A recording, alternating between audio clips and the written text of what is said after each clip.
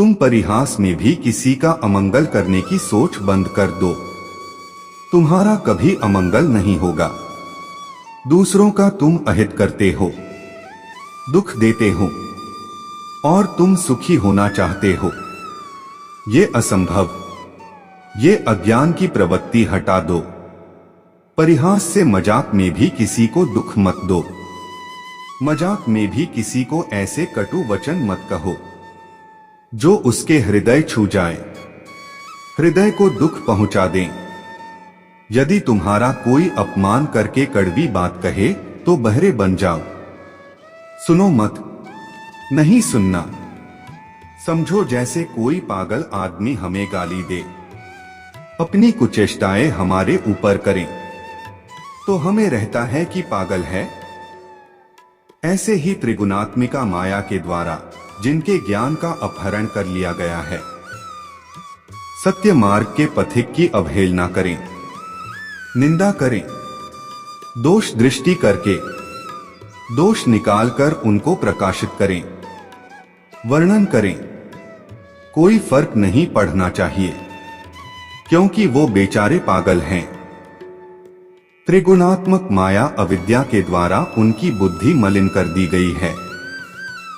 इसलिए भागवत मार्ग के उपासक को जब कोई निंदा करे, गाली दे, कटु वचन कहे तो बधिरा बहरे की तरह हो जाना चाहिए।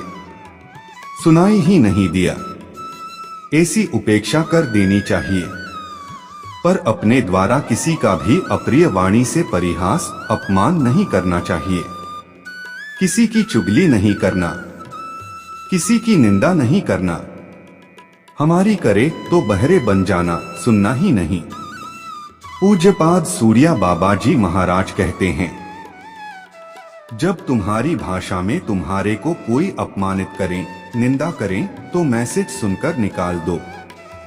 जैसे कोई विदेशी भाषा में जिसका आपको ज्ञान ना हो और वो फिर आपको कटु वचन अपशब्द कहे तो आप ऐसे सहज में निकल जाते जैसे आपको पता नहीं क्या बोल रहा है।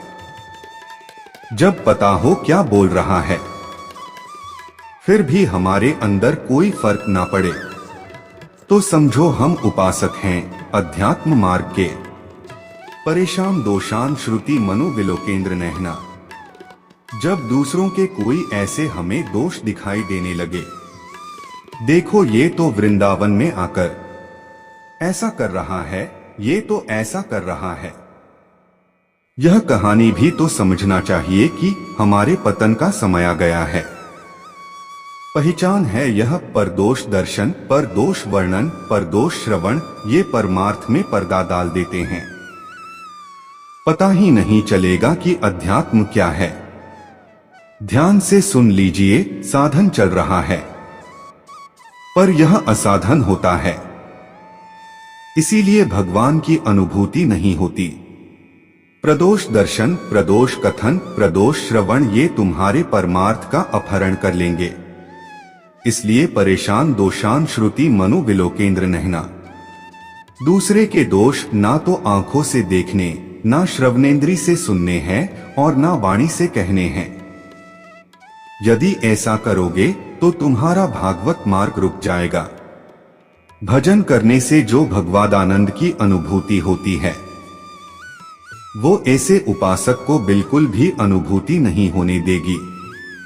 जिसे कहते हो परदोष दर्शन, पर चर्चा, दूसरे के दोषों को कहना, दूसरे की निंदा को सुनना। हम भागवत मार्ग के पथिक है, हमें बिल्कुल सावधान रहना है। ये जो व्यक्ति करने लगे तो जोर से बोलो राधा राधा और वहां से चल दो, उससे तुम्हारा मंगल नहीं होने वाला। इस व्यक्ति से जो प्रदोष दर्शन करता है, प्रदोष वर्णन करता है, परदोष श्रवण करता है।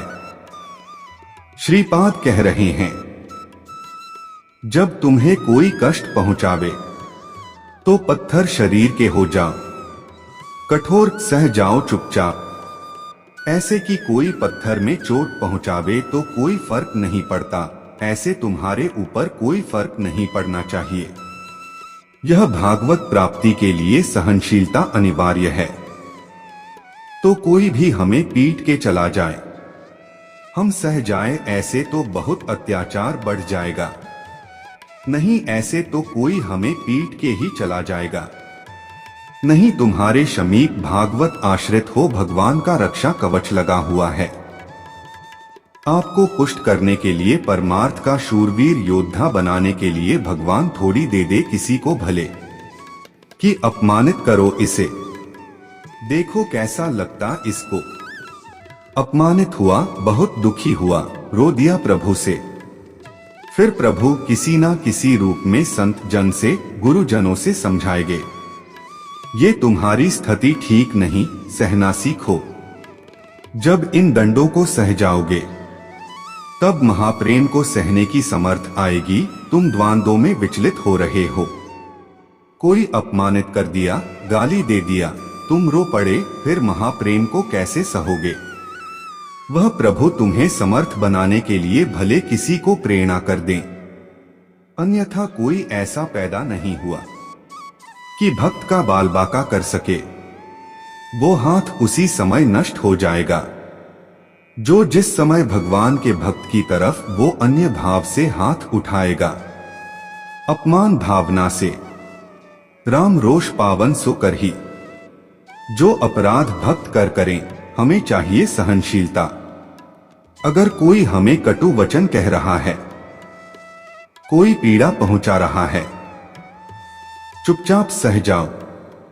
यह भगवान आपको मजबूत करना चाहते हैं, प्रेम मार्ग का शूरवीर योद्धा बनाना चाहते हैं। तुम्हारे हृदय में ऐसी समर्थ दे, सच्ची मानिए, नहीं तो बड़े बड़े महापुरुषों को इतनी समर्थ है, उनमें भगवान अधीन है। उनको कोई भी पीट दे, कष्ट दे, उनको ये खुद विधान बनाते हैं। श्री माधव दास बाबा जी समुद्र के किनारे परण कुटी में दरवाजे की तरफ पीठ करके, कुटिया की तरफ मुंह करके, कोई भजन में विक्षेप ना पहुंचाए, इसलिए ऐसे बैठे थे। छोटी सी झोपड़ी थी तो दरवाजे की तरफ पीठ है और पीछे की तरफ ऐसे मुख किए हैं। निरंतर भजन में 2-2, 3-3 दिन हो जाते, भोजन के लिए भी नहीं जाते। श्री भगवान करुणा करके स्वयं जगन्नाथ जी भोग की थाल लेकर आए। बाबा, यह जगन्नाथ जी का प्रसाद है, प्रभु ने भेजो है, पालो। हाँ, रख दो, हमारा भजन पूरा होगा, हम उठेंगे, प्रसाद पालेंगे। थाल यही धो के रख देंगे, तुम ले जाना। अच्छा बाबा, चले गए। समय पूरा हुआ भजन का, देखा स्वर्ण की थाल, प्रसाद आनंदित होकर पाया और समुद्र में मार्जिन करके थाल रख दी। अब वहां थाल गायब हो गई, भोग की। किसी ने बताया, हमने देखा समुद्र किनारे परण कुटी में वह थाल धुली हुई रखी है।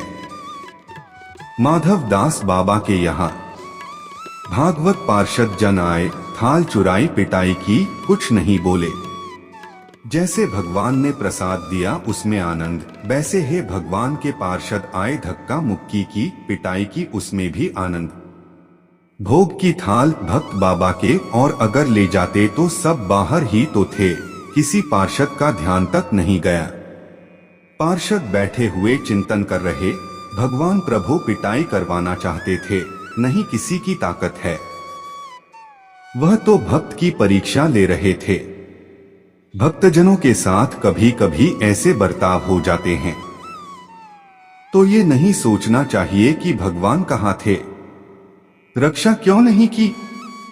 वह चाह रहे हैं कि तुम इतने सहनशील बनो, इतने महान हृदय भले बनो। इधर तो पीड़ा हो रही है और हम महान हृदय वाले बने, हमारा तो अपमान कर दिया। फिर तुम शरणागत तो किसके हुए, समर्पण किसका हुआ। ये शरीर जड़ है, इसी में तदात्म होने के कारण, इसी में दुख सुख का जन्म, मृत्यु का यह महान बंधन प्राप्त हुआ है। भगवान कृपा करके इसी तादात्मक को मिटाते हैं। वो अभी अविद्या का प्रभाव, इसलिए बात समझ में नहीं आएगी। जैसे सांप की केचुल में कितनी भी पीड़ा दो, सांप को कोई पीड़ा नहीं होती। केचल अलग है, वह अलग है। ऐसे ही आत्म तत्व में ना तो किसी दिव्यास्त्र का, ना किसी अग्नि आदि का प्रभाव होता है, क्योंकि वह दिव्या स्वरूप है। नैनम छिन्नम के शस्त्राणी नैनम दहाती पाव कहा, यह हमारा स्वरूप है। हम अपने स्वरूप को भूलकर जो देह भाव में मां अपमान, सुख दुख, लाभ हानि, जन्म मृत्यु को प्राप्त हो रहे हैं, उपासक को इसी ममता, इसी आसक्ति से हटाकर प्रभु क्षमता में, स्वरूप में स्थित करते हैं। वो जगत गुरु है, सर्वरूप में है, वो काहे को हमें कष्ट देंगे। हमारा माना हुआ ब्रह्मा नष्ट करते हैं। सच्ची मानिए। दूसरी बात करें, जैसे किसी पत्थर पे चोट पहुंचाए तो कोई फर्क नहीं पड़ता, ऐसे ही उपासक को होना चाहिए।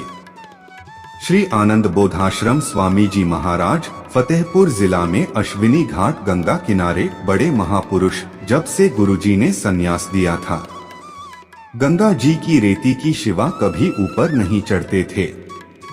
जहां संन्यास दिया था, बस वही वैसे ही दिगंबर जैसे संन्यास दिया गया था।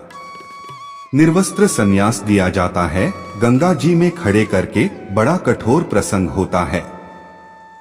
आपका कौन? गंगा में हाथ उठाकर, भगवान नारायण के सिवा कोई नहीं। इसी बात को आप जीवन भर निर्वाह करना होता है। नारायण के सिवा कोई, फिर वो व्यवहार रक्षा के लिए लंगोटी और अचला आदि देते, उन्होंने वह भी मना कर दिया। गुरुजी जब एक बार उतार दिया, दोबारा जीवन में धारण क्या करेंगे? दिगंबर की तरह। एक वकील साहब थे, उनके यहाँ रोटी बटती थी गरीबों को सुबह सुबह। महाराज कभी कभी लाइन में खड़े हो जाते थे, प्रच्छन्न रेस जटाए, नग्न धरांग अवस्था में। अब 30 किलोमीटर चल करके गए। अब वहां नौकर लोग थोड़ी पहचानते थे उनको कि कौन ये उच्च कोटि के ज्ञान संपन्न महापुरुष, जिनको धर्म सम्राट कर बदरी साक्षात ब्रह्मा अनुभव करती हुए साप्तांग दंडवत करते थे। वे लाइन में ऐसे घुस जाते, लोग इधर उधर धक्का मारते, कहते पागल है, थप्पड़ मारते, कहते लाइन में पीछे ऐसे खड़ा हो। 2-4 बार पिटते। एक बार जो बांटने वाले मालिक थे, अचानक वो एक दिन आए, देखा स्वामी जी आए हैं, पास गए, साप्तांग दंडवत किया। आप? अरे स्वामी जी आप। नौकरों को डांट दिया, होश उड़ गए। लगा यदि स्वामी जी ने कह दिया तो हमारा तो क्या होगा। जिनको मालिक साप्तांग दंडवत किया, उनको तो हमने पीटा है। मुस्कराए चले गए। प्रभुदत्त ब्रह्मचारी जी ने पूछा, आप ऐसी लीला क्यों करते हैं? उन्होंने कहा कि कभी कभी देखा जाता है कि मन को कैसा लगता है। जानबूझकर महापुरुष जन अब कैसा लगता है। और यहाँ पूरी सावधानी की कि इतना भी अपमान ना हो जाए। सुरक्षा कर रहे हो उसकी जो तुम्हें भागवत प्राप्ति में बाधा पहुंचा दे। और ये महापुरुष भागवत प्राप्त है। और कभी कभी जैसे होता है कि आज मनोरंजन करते हैं, चलो वो कभी कभी मन की स्थिति क्या है। हम डरते हैं अपमान से, निंदा से, और कह रहे निचम अपमान सुधा। नीच पुरुषों द्वारा किया गया अपमान परमार्थ प्राप्ति के लिए अमृत है। सम्मानम कल्याणम भोरगर्भित, सम्मान घोर विष है। तो ये कैसी विद्या? हम विष को अमृत के समान पीते हैं और अमृत को विष मान लेते हैं।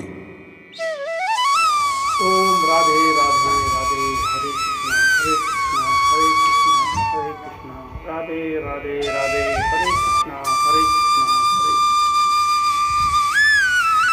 हरे कृष्णा हरे कृष्णा हरे कृष्णा, हरे राम हरे राम हरे राम, राधे राधे राधे राधे, हरे कृष्णा।